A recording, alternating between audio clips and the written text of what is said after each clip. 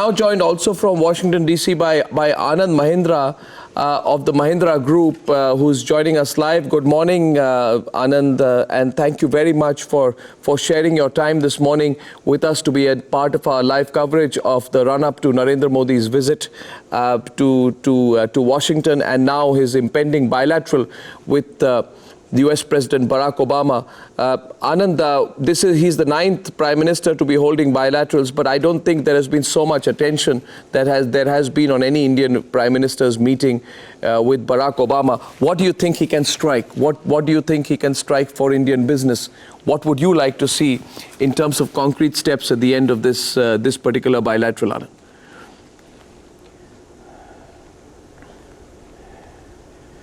Arnab, I have very measured expectations from this entire trip.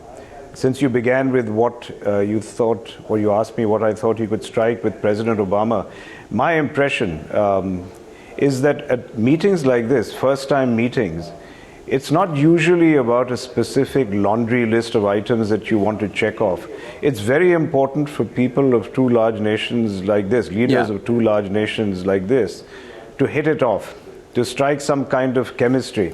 And that, if he achieves that, I think we would have achieved a tremendous goal in and of itself. He has to be comfortable from now on to be able to pick up the phone and call President Obama, converse with him, and there should be a comfort level between them. That's the minimum expectation I have. If they manage to get to a checklist of items, whether it relates to business or trade or the combat against terrorism, well and good. But I think we should all probably not try to exaggerate or magnify the expectations too much on this first visit. You think there have been?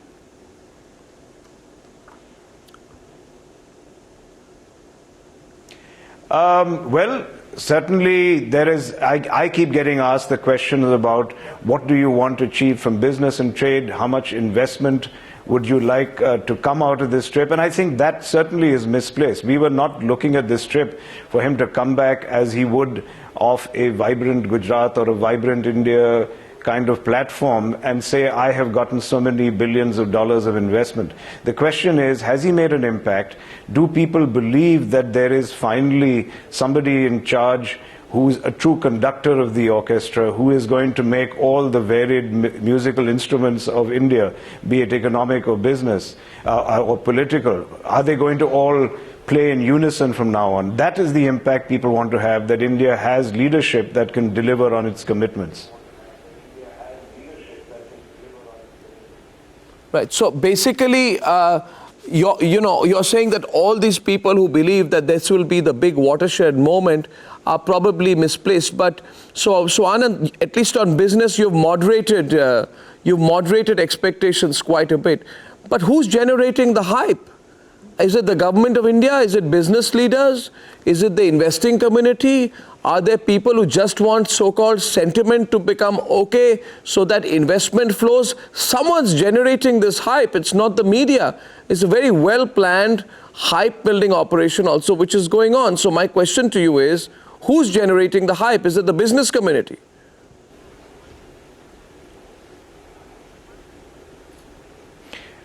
This is one of those wonderful questions where the answer has to be all of the above. And who knows what the objectives are. But if we dispense with the cynicism for a while, Arnab, the fact is that there has been a leader finally who's been elected with a majority, a party that has been elected with a majority after 30 years in the world's in the world's largest democracy. 550 million people voted. You know, it's about time that got attention on the world stage. And I think he made that point very eloquently at the Council on Foreign Relations yesterday. Before he got into any nitty-gritty, he said, look, let's just understand what happened. And he said it's very difficult unless you're on the ground in India to understand the magnitude of an election and of somebody voting in a party and leadership into power after 30 years. So that itself should have caused much more hype than it did. And what I'm saying is that, frankly, by coming to New York, which I've always said has this quality of being the world stage, the world center stage. It's like center court at Wimbledon.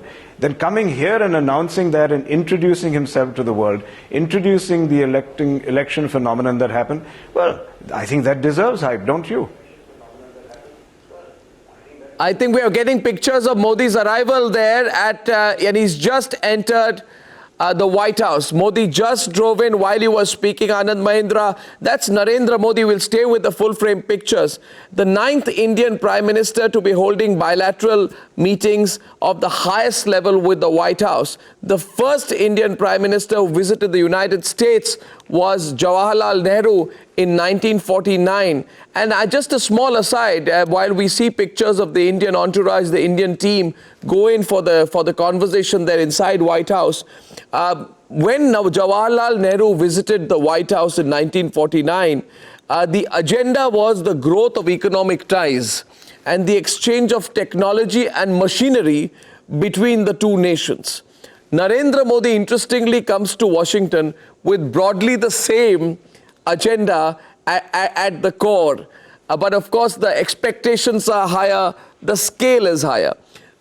One Prime Minister who had the most visits was Manmohan Singh. He had 8 visits to the United States when he was in power. He almost came once every year. And this, therefore, is an interesting moment because it is for the first time, and those are pictures of Narendra Modi earlier today.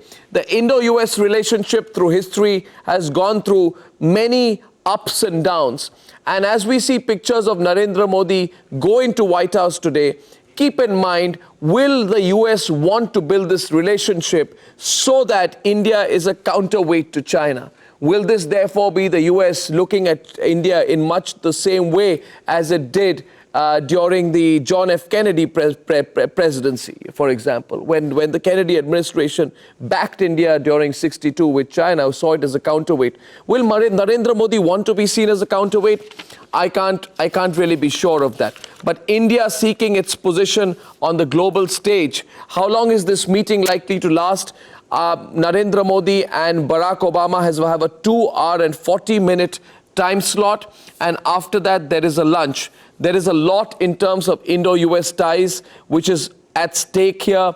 There are defense deals, there are business ties, there is trade, there is investment, and of course there is a strategic relationship. What is Modi's wish list to Obama? Let me take you through what I think will be a few bullet points of what Modi's wish list to Obama will be. One, he will say that Pakistan and terror should be terror on Pakistani soil should be taken up very, very aggressively.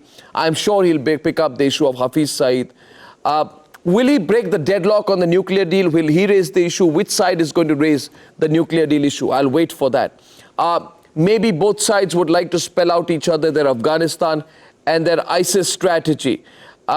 He will look to push a commitment for investment in his Make for India initiative through FDI.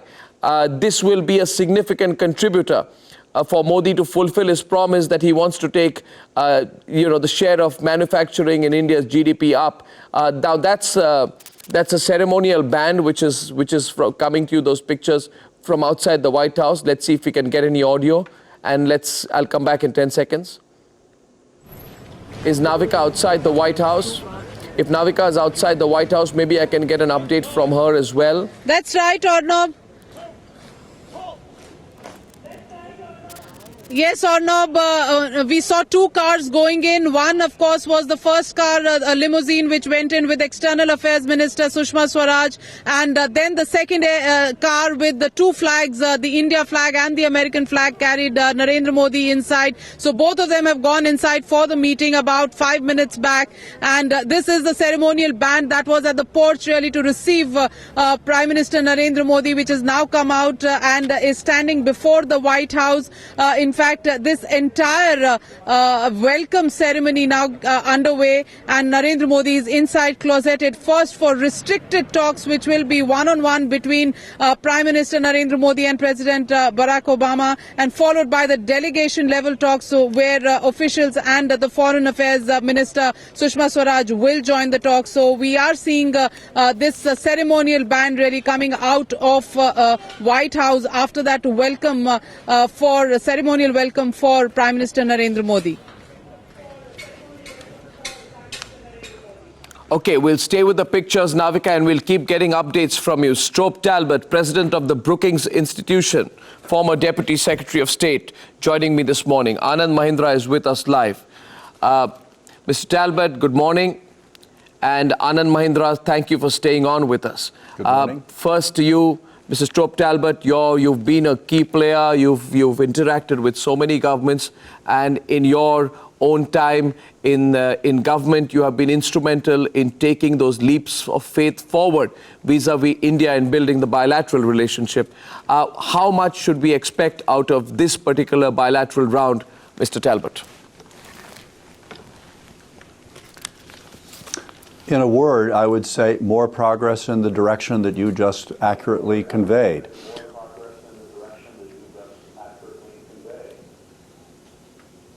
And in terms of specifics, you've been in government. Expectation in India very high, Mr. Talbot. Would that be a good thing to do, or should there be a moderation of expectations? Well, I wouldn't say it's so much a matter of moderating expectations. It's being realistic about expectations. What you called a leap of faith was actually more a leap of pragmatism, a leap of recognition on how much the two countries have in common. And the big progress was made when we were able bilaterally and each country on its own to put the heavy onus of the past behind us and really open up a new chapter in the relationship. So that was the big breakthrough. And since then, it's been largely a matter of giving more substance to the relationship, taking what was a very important big step and then connecting that big step to lots of small steps or smaller steps that will increase the scope of the relationship. And I think that will be what we should all hope for and expect out of this particular meeting between the two leaders. We shouldn't expect a kind of a boffo surprise. We shouldn't expect one great big deal. We should, among other things, and I think we've already got some confidence that this will happen, that the two leaders will develop a personal relationship that will allow them to interact one-on-one over the phone, occasionally person to person, in dealing with some of the big issues that are facing both countries. Mr. Talbot, while there is an understanding that India and America need to work together, it's not clear to many of our viewers what the pivot of that relationship will be. Will it be India as a counterweight to China, or will it be purely a broader and deeper economic relationship? And is there a link between the two, in your view? What will be the pivot of a stronger India-America relationship, Mr. Talbot? Well, allow me to use a slightly different metaphor than a pivot, because a pivot suggests that we're changing course. I would see it as an even keel as we continue on the course that we have been on for the last 15 years. And that keel has at least three parts to it. And the earlier report that I had a chance to listen to before you came to me got two-thirds of it right, I would say. There is the economic relationship, which has already burgeoned to a significant degree, but has a lot further to go. U.S. trade with China is 5 times that of U.S. trade with India, and that's a gap that must be closed over time. And then there are political and indeed geopolitical issues where we have common grounds.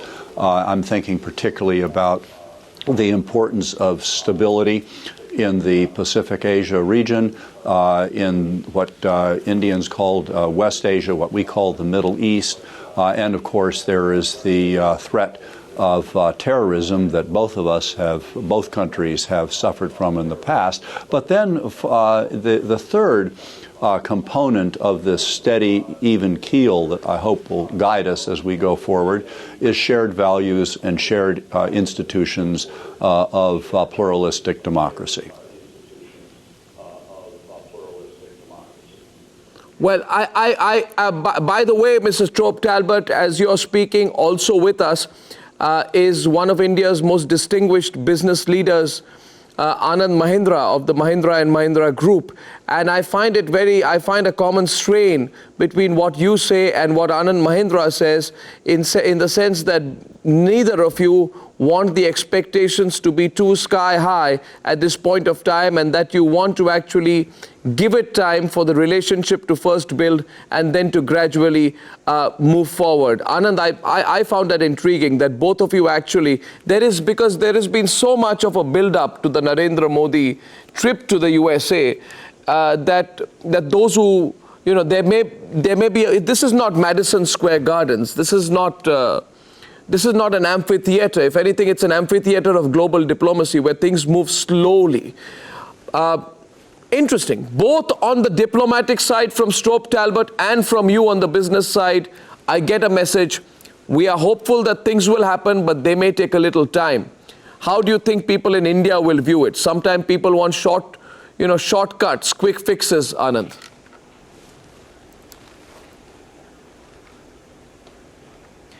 No, you're right. Of course, yes, I noticed too that Strobe and I had remarkably similar views.